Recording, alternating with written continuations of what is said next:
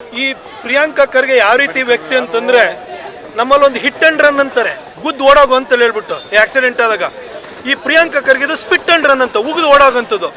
ಆತ ಹಿಂದೆ ಇದ್ದಾಗ್ಲೂ ಕೂಡ PSI ಹಗರಣ ನನ್ನ ಹತ್ರ ದಾಖಲೆ ಇದೆ. ಎಲ್ಲಪ್ಪ ದಾಖಲೆ ಕೊಟ್ರೇನ್ರಿ? ನಿಮ್ಮ ಸರ್ಕಾರ ಬಂದು 1.5 ವರ್ಷ ಆಯ್ತು. ಒಂದು ಹಗರಣದ ಬಗ್ಗೆ ಯಾರು ತನಿಖೆ ಮಾಡಿದ್ರೇನ್ರಿ? ಇದೇ ಪ್ರಿಯಾಂಕಾ ಖರ್ಗೆ ಬಿಟ್ಕಾಯಿನ್ ಹಗರಣ ಅಂತ ನಿಮ್ಮದೇ ಸರ್ಕಾರ ಬಂದಿದೆ. ಬಿಟ್ಕಾಯಿನ್ ಹಗರಣದ ಬಗ್ಗೆ ಏನು ಮಾಡಿದ್ರಿ? ಇವಾಗ ಅವರ PS ಹೆಸರು ಬರೆದು ಬಿಟ್ಟು ಯಾರು ಸೂಸೈಡ್ ಮಾಡ್ಕೊಂಡ್ರೆ ಸಾಕ್ಷ್ಯ ಕೊಡಿ ಅಂತ ಕೇಳ್ತೀರಿ. ನೀವಿಷ್ಟು ಆರೋಪ ಮಾಡಿದ್ರಿ, ಸಾಕ್ಷ್ಯ ಕೊಟ್ರ? ಆಯ್ತು, ಸುಳ್ಳು ಹೇಳ್ಕೊಂಡೆ ಅಧಿಕಾರಕ್ಕೆ ಬಂದಾಯ್ತು. 40% ಬಗ್ಗೆ ಇವತ್ತರೆಗೂ ಆದ್ರೂ ಒಂದು ದಾಖಲೆ ಸಿಕ್ಕಿದ್ಯಾ?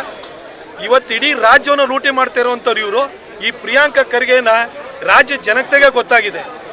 ಆತ ಈ ಉಗಿದು ಓಡೋಗುವಂಥ ಪ್ರವೃತ್ತಿಯನ್ನ ಅವರು ರೂಢಿ ಮಾಡ್ಕೊಂಡ್ಬಿಟ್ಟಿದ್ದಾರೆ.